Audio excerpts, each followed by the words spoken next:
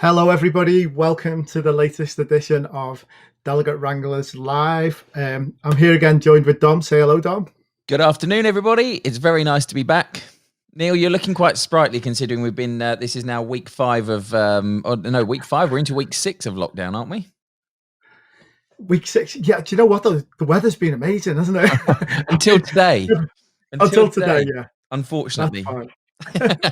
I am very much suffering from, I think, the condition commonly now known as lockdown hair. Which is getting increasingly bigger week on week. If you look back at the first video that we did, when we very first did this, I was recently from the barbers and looking quite well groomed, and it's just going wild to the point that I'm not actually sure whether to even try and do anything with it anymore. Well, I got my haircut. I say haircut, I mean butchered by Diane the other day. So no one's seeing the back of my hair. But it's very funny. But anyway, we are here for a reason. We are indeed. So let's briefly, before we bring him in, let's I'll let you do a quick introduction to our guest for today. Who have we got? Right, I am very happy to introduce our next guest, which is Martin Fullard from Conference News, the editor of Conference News. A lot of you will already know Marty and what a fantastic fella he is, and all the brilliant work he's been doing for COVID-19. Say hello, Marty. Hello, everybody.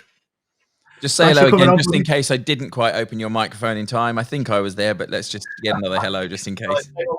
Hello, everybody, for a second take. Thank you very much. How are you, Marty? Okay? Yes, Neil, really busy, mate. Really, really busy. One day ends, one begins. It's very difficult to know what that boundary is right now, I think. How are you using your time, Martin? Well, it depends. There's only kind of one block of it, and it's continuously just trying to stay on top of what's going on in not just the country and the world. This is a global crisis, isn't it? So this is something I wasn't planning on needing to be covering in 2020. It's funny, isn't it? All the days are just kind of merging into one. You know, Saturday, Sunday. You know, there's not much difference really. You can't even say, "Yeah, it's a weekend," because every day's like the weekend. Yeah, that's true enough. Which is both a good and bad thing. I'm definitely making different use of time. I think everyone is. Yeah. So anyway, we're here not just to chat about what we're doing in our spare time, but no, we're also not. But I will, before you introduce why we're going to talk, I'm just going to say hello to a few people and ask people to come in with questions and stuff. So just a very quick run through. Hi to Mark Bailey from North Yorkshire. Reunion Group. Jan, nice to see you. Matt Hancock, not that Matt Hancock, the one from University of Chichester. Kai, nice to see you. Anika, Becky, Jan again. Well, Jan, that's a lot of comments. Natalie, Nicole.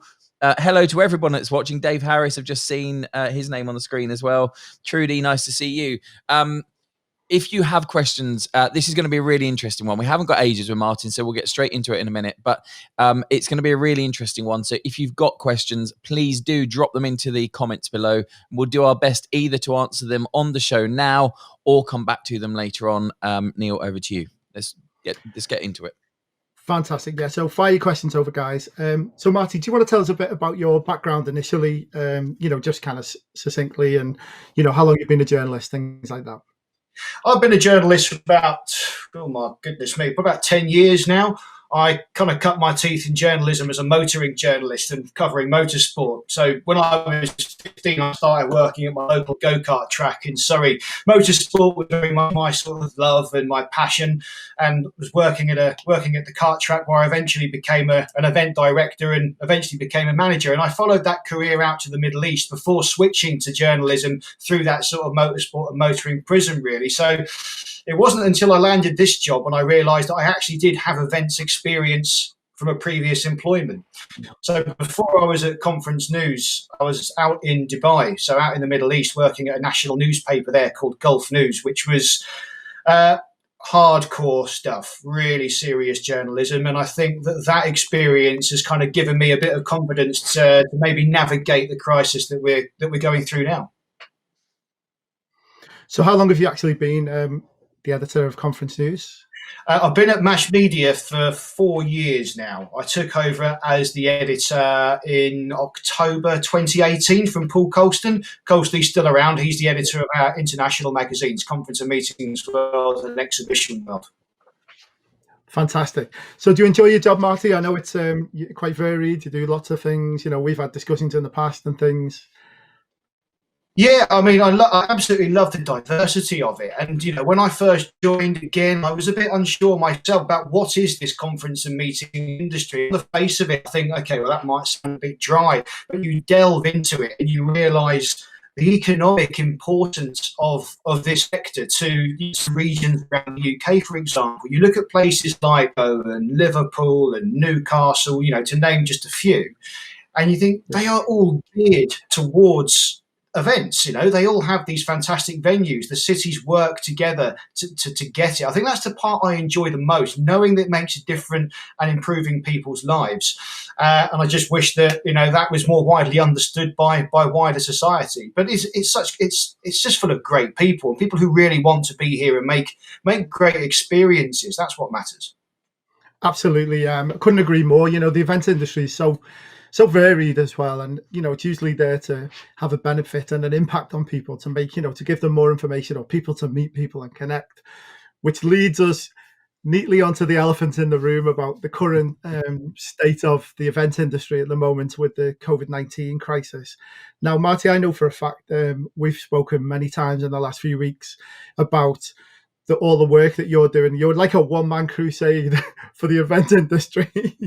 And I'm going to list some of the things that you've done in the past, but what's your kind of initial reflections on how it's been so far in the crisis? Well, I'm going to pay tribute to my colleagues on the other Mash Media titles as well, Exhibition News and Access Conference and Meetings World and Exhibition World as well. I think there is a massive team effort going on behind the scenes as well to just make sure we cover all the different bases of the industry. And I think that's been the key here. We've got such a diversity of magazines and knowledge across the entire sector. We're able to cover all the bases. So with the exhibition side, for example, it's huge. In a differences of meetings, the overall numbers might be smaller, but the actual more visible impact of the exhibitions industry is really, really key.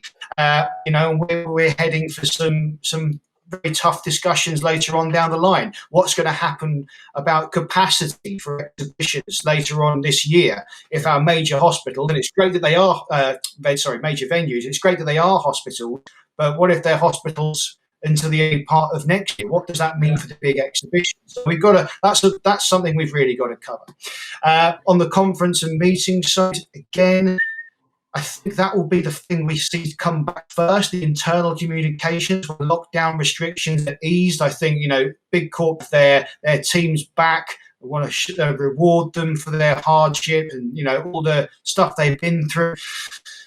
I mean, it's very difficult to use one paintbrush to paint a picture of this whole thing. So there's going to be a big sea change when we come back, for sure.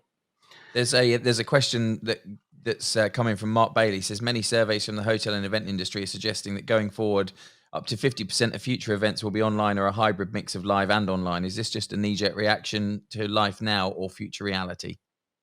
No, I think that hybrid events are going to be pretty standard. I think I'll be honest and say that an organizer worth their salt should have probably been doing hybrid events anyway. Technology isn't new. It's been around for a long time. It's not the future, it's the present. I think a lot of people just haven't gone down this route. I think what we've got to just remember is we've got to remember that a live experience cannot be replicated completely online. There are some events, of course, some meetings that can take place in an online environment, but that's certainly not something that I think is going to, take off as the norm. There's nothing quite like, having a few beers with people in the evening. I mean, as a journalist, that's when I normally get the best stories. But I think hybrid events. We spoke about that yesterday, didn't we, Martin? You still can't beat the looking somebody in the eyes and that actual human connection that you get from it. But I totally agree with you. We can definitely use a technology that's that's being used at the moment to kind of embellish I think conferences. it's really important to add that, any event organizer and any agency worth their salt, they should always have a digital strategy to complement the live experience. That's what is required as standard. You should also even have a plan B. What if something like this happens again, or something else, which means that event can't go ahead? Do you just cancel it and end it there, or how do you get that online? You can't just flick a switch. You have to have a separate process. You need that plan B, that digital offering. But will digital overtake or be the main player? Nah, I'm not so sure. No, I happen to agree, and I run a live streaming company, and I happen to agree that will be the case, and live events should always happen, and physical events can't be beaten, and I fundamentally agree with that. I think what this is, and if we're going to look for positives in all of it, though, one of the things that I've really noticed that I think will carry forward way longer than the memory perhaps of this period is the education that people have gone through around the different platforms and the ability to take events online. And as you said just now, technology isn't new. There's a lot of platforms that we listed on that document that Neil and I put out a few weeks ago that people have had access to for many years, but they have, for various reasons, whether reluctantly or budget wise, not used them. And perhaps now the education that we have all gone through in terms of how to use the online platforms, how to take an event online, is what was actually needed. And this has been a good opportunity to get that. Yeah, absolutely. So, Marty, I've seen a couple of questions here. I'm just gonna go on to some of the things that I know the work that you've been doing in terms of pestering the DCMS with assistance for and raising awareness for the event industry. And I know you're particularly keen on asking people to do the same as well, to raise this awareness with journalists, whether it's the DCMS, whoever, because it's only just about now that people are starting to understand how valuable the event industry is not only to the economy, but to people's wellness, state of mind, all these things that we do. So do you want to tell us a bit about some of the stuff that you've been doing? I know you wrote an open letter to Boris Johnson. Yeah. Is that what put him in hospital? I should hope not. We wrote, collectively, Mash Media, we wrote a letter to Boris Johnson. My goodness me, it must have been mid-March now. It seems like a lifetime ago, but was it? Who knows? And at the time, that's before the lockdown restrictions came in. One of the things we called for was a suspension of the IR35 law changes, which of course makes it harder for freelancers and so on. And that was listened to together with IPSI, the Association for the Self-Employed and the Freelancers. So that was a big success point there. I think, this is an unprecedented situation, the coverage that we've provided has had to evolve in stages, and as the government themselves hasn't really known what's going on, who could possibly predict? That's not a swipe against the government. It is very difficult to manage. We've had to kind of react and respond and try to lead where we can on providing not just the normal content that we do, which is about, the events world generally, but actually, how to save a business. That's been really important. On the DCMS, we obviously go through the correct channels to speak to them. And I know, and certainly I see around social media, that there's a lot of feeling among the events industry that the government's ignored them and everyone feels left behind. And, I think it's true to a point, but not entirely fair. I think that you have to remember the DCMS, which is the government department we come under, is taking the events industry seriously. It's not there yet, it's not perfect, but it's certainly made massive leaps and bounds. They then have to try and get that message up to the next level, to the Boris Johnson level. That's the hard bit. So we need to help the DCMS with as much evidence and as much information as possible. When I say we, I mean you, all of you. We need to know how your businesses are impacted. What experiences are you having? They need evidence. They need to make a case to get proper help and support through to the higher echelons. After this session, immediately after I'm on Facebook Live with you guys, I'm going onto a webinar with the Tourism Minister, Nigel Huddleston. I don't know if I'm going to be able to ask him anything, but they're just taking our industry seriously. And I've got to pay a bit of tribute to our trade associations from the BVEP downwards, who again, sometimes they cop a bit of flack, and I don't think that's fair. They can't give a running commentary on every single meeting that they have. And what's the point of them coming out to say, oh, yeah, we're still talking about a plan when no plan's been forthcoming? Some manner of re-entry strategy is being worked on, and hopefully we'll have something, to report back on in the weeks ahead. But I'm confident that our voice is being heard. So just going back to what you were saying then about, ways of contacting the DCMS, what's the best way for people to do that? Are they best sending information through to you? Sorry, I don't want to bombard your inbox. Should have asked you that before I asked. Is the best way of doing it, though, going through you to do it so that you can send it via the channels or direct? The correct chain of command, if you like, would be to contact your trade association. Really, people have historically questioned the value of trade associations. Well, I think now you're seeing the value of them. This is what a trade association is for, to be your voice. Yeah. So ideally, you should be communicating, providing evidence to your trade association, whichever one that might be, HBAA, the MIA, EVCOM, the EMA, there's a blizzard of initials out there, who in turn feed into the business. A blizzard of initials, I love that. There you go. Yeah, they always have the letter A in them as well. And of course the AEO again for exhibitions, and they all feed into the Business Visits and Events Partnership, who are then the bridge to DCMS. That would be the normal channel. If you're not a member of a trade association, then I suppose you can actually contact us, and we will try to then get that information to the trade associations. Not every single submission can be read, of course, but it does help to build up a picture.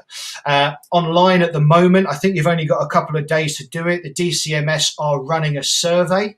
They want to hear from business owners about what take-up they've had on things like the business interruption loans and the furloughing and the schemes and things like that. All this matters.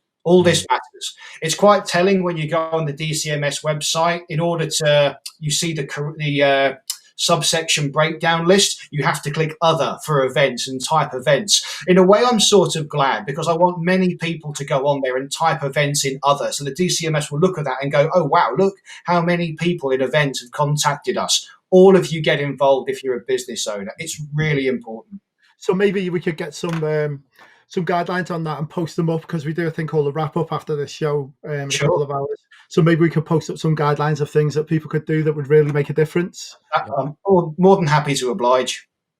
Fantastic. Okay, so just moving on to sorry, Dom, do you have a question then? No, Robert Kenwood has a question. Hey, Robert, nice to see you on again. With your conversation with government stakeholders, do you feel there's been a lack of awareness of what the sector does and contributes to the country? I think that the voice has been mixed. I think that the diversity of skill sets across the industry has made it almost like a big unmanageable beast for the uninitiated to understand. I think that's the problem. Okay, while you've got venues have one interest, agencies have another, then you've got your PCOs, and then you've got exhibition organisers, then you've got suppliers. Even at the agency level, you've got one agency who specialises in venue finding and one that specialises in full service creative solutions. They're both agencies, but even they have nothing in common. So it's really difficult to put them all together. So I can imagine as an MP going in, or the cabinet minister going in and looking at that and thinking, oh my goodness, where do I start? What's the relationship between these businesses? I think that the associations have begun to streamline themselves, so the conversation tapers, I guess, but it's still a tricky one to navigate, I'd say. It's so broad, isn't it? The event industry is so broad that I agree with you. There's nearly every profession could be involved in the event industry, every supplier. Interesting comment coming from Ken Kelling. Hi, Ken. One of the biggest challenges with recognition is how quickly DCMS ministers disappear on the career climb to other ministerial posts and its reputation as the fluff department. Time to put events and tourism into the business and trade department as a serious business sector. That's how other less valuable sectors are taken more seriously. What do you think? Well, yeah, I think that's right. I think as far as the tourism minister is concerned, which is a junior position in the DCMS under Oliver Dowden, who's the main MP for the department, we've had about 4 different MPs in the last 4 years or something crazy. It's reflected the madness in Westminster. But with Nigel Huddleston, the current MP, tourism minister, he actually has a background in travel and tourism. So intrinsically, there's going to be some knowledge there about the events industry. Yeah. So I think we've got the right man for the job at the moment. Yeah. Sean Hines says it's important all associations feed up into the BVEP as that's the route to DCMS. Consistent voice is essential, else we risk diluting effort. Common terminology and standards are critical. Couldn't agree more. Took the words out of my mouth. Yeah. So moving. Obviously this is a situation we've got now. I'd like to talk a little bit about the future. What you see the next 6 months or so of this year, and then 2021. We're not asking you to come up with all the answers here. Although I did see an amazing question from Robert Kenwood again. Hi, Robert. This morning on Facebook, which said, and you'll laugh at this. Please can Martin tell us exactly when large events will come back? What would be the timescale for B2B events starting up again? And when will event/experiential agencies be back to normal? If you can answer that, I'll build a statue of him on the 5th plinth. Let me see how this webinar with the minister goes after that, and I'll get back to you on that one, Robert.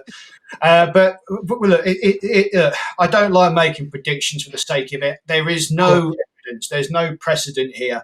I think it's safe to assume that, like I said earlier, the internal events and comms for up to 200 or so will come back first, hopefully by the summer, if we're lucky. I think that exhibitions will be almost the forgotten issue here. I think this is one we've got to pay attention to. Exhibition organisers, and don't forget, an exhibition doesn't just happen. It takes a year of planning and work to get that going, and you need certainty to sell, to market.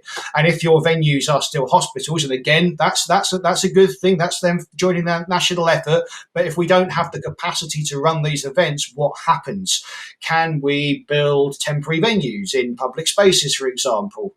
Will the government be flexible enough to allow that to happen? Will councils cut the red tape? I don't know.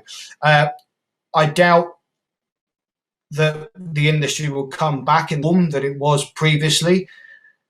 Timelines, I'm afraid it's anyone's guess. Who knows? Yeah. Just to go back to, you mentioned there about exhibitions. We've actually got Ross and Jack from the Meeting Show online on Thursday afternoon.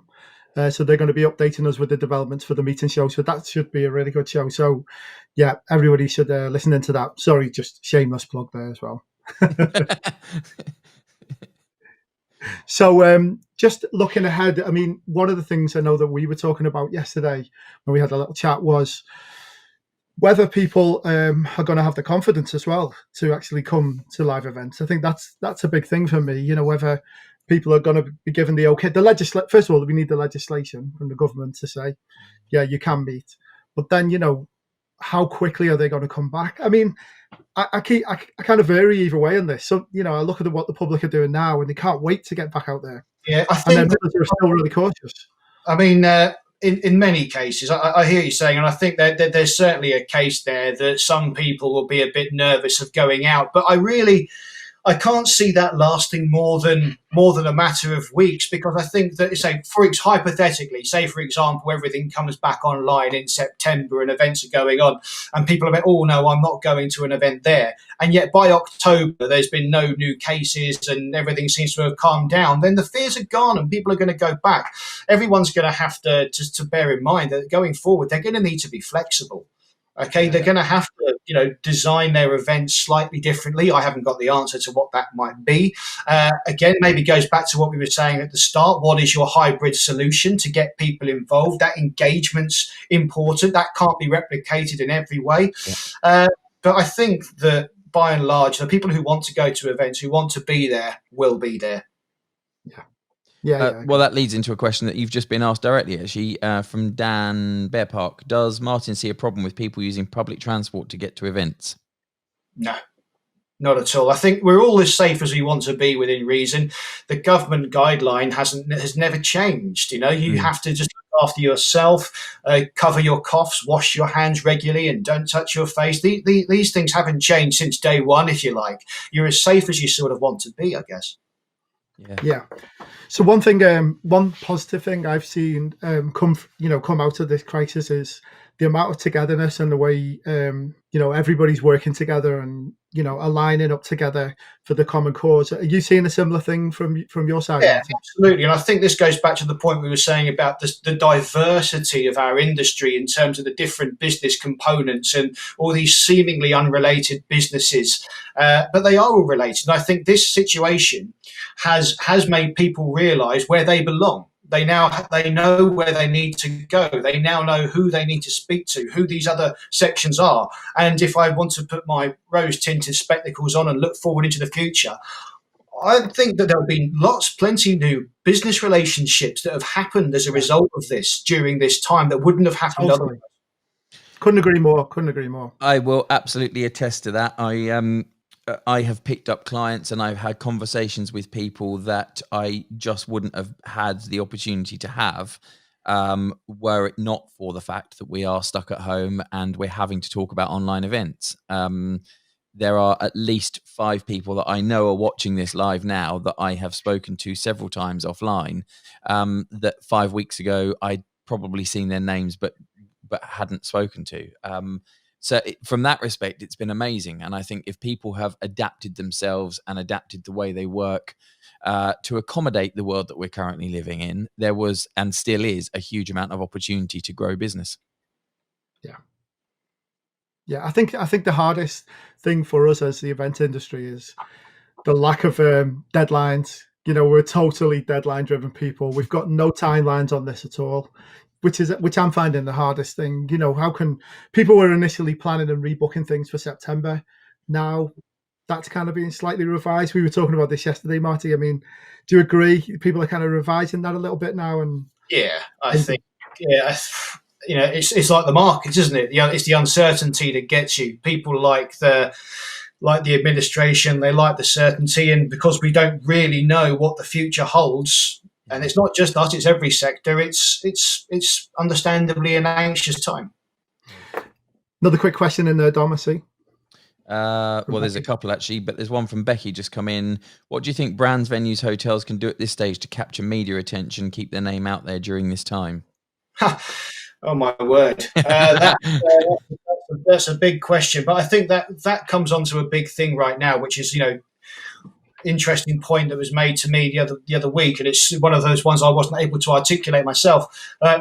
We've been always chasing government to try and get attention. You think, what have we been doing it the right way round? Should we be chasing the national press? Because the press moves in herds, and if there's nothing the government fears more, it's an angry press machine. So by trying to get the national press and broadcasters interested in our industry and to show them off and to show off what we do, I think is perhaps the single most important thing that any of us can do right now. As far as mass media is concerned, since this broke out, we've been on the BBC News on a couple of occasions. We've been on LBC. We've been contacted by newspapers. Only today, talking to a reporter at City AM. There's another link there with ITN. We're starting to make headway, but again, just like everyone else, the press don't understand the full scale of events. And I think hotels and brands, as the question poses, are in exactly the same group as anyone, a catering company, a furniture supply company, a PCO. Everyone's in this together. You need to, if you have any journalist friends, explain to them it's not just weddings and parties and festivals, that there is a much deeper industry out there that they need to pay attention to. Tweet, get on social, get the media's attention.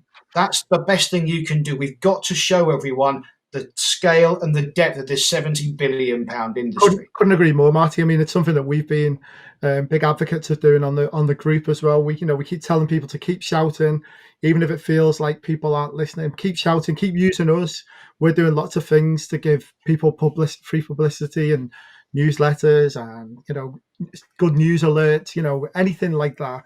I think we've all got to keep up this positivity, and let people know that we're still there. And as you say, also contacting the right channels as well to let people know that we're still there. It's not just saying that, it's making sure they know that, we're still there as well. A couple more questions, Tom. Mark Bailey, is social distancing going to be a further economic problem for the events world? Middle seats out of flights, no more theatre-style seating, through to increased costs associated with cleaning hotel rooms to ensure public safety.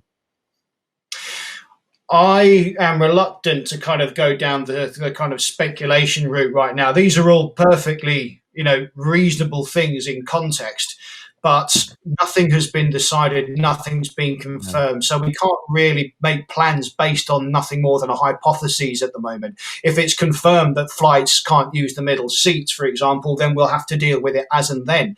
It's the same with the extra costs of cleaning. We'll have to deal with it if that's something that comes in. Social distancing, well, we don't know when it's going to end. I don't think we're going to wake up one day and bang, it's over. It will be a more gradual change, and I find it hard to believe personally that the public's going to be able to keep this up for much longer, particularly when any sort of lockdown restrictions are eased. It could actually mean the return of the classroom style setup. Yeah, it could do, absolutely. I don't like crowded places, so actually it might be nice with a bit of personal space. Yeah, on the tube. Imagine. Wow. I think but all of this, as you said, it's all speculation because nothing's confirmed. No one knows anything, but it does at least give an indication as to the number of different questions that have got to be answered over the coming days, weeks, and months as we start to get back towards a more normal life, whatever normal is going to end up being. And it's going to be particularly challenging. Yeah. How are you doing for time, Marty, by the way? I'm probably going to have to make a move. The MP, I think, is waiting. Bumped off for an MP, tell you what. Well, I don't know, I'm the only person in the world who needs to scoot between things while I'm sat at my desk like this. It's crazy. Well, listen, Marty, I just wanted to say a massive thank you. I mean, not only for coming on the show and sharing some of this information with us. I mean, maybe, as I say, maybe we could get you back on again in the future as well and take a snapshot in a month or something and see how we're doing. But I'd also like to say a big thank you on behalf of the whole industry for all the stuff that you're doing. I, for one, see it all, and I know everybody else does. And I'm really grateful that you're shouting with such a positive voice. It's really appreciated, mate. Yeah. Thank you to my team behind me as well. Yeah. It's a collective effort, right? Always is, guys. It always is. And it's not just us, it's all of you as well. Everyone out there viewing, you all have a duty to bang the drum, get everyone involved. Yeah. Absolutely. Yeah. Couldn't agree more. Martin, thank you very much for joining us. We'll let you go take your call or your webinar with the MP, and please do report back. But also, can you just make sure that any links to anything that we need to get people involved with get sent over, and we can get those. Send them to me, Matty. I'll sort them out. Yeah, I'll do just that, guys. Thanks for having me. You're very welcome. Thanks for joining us, Martin. We'll see you soon.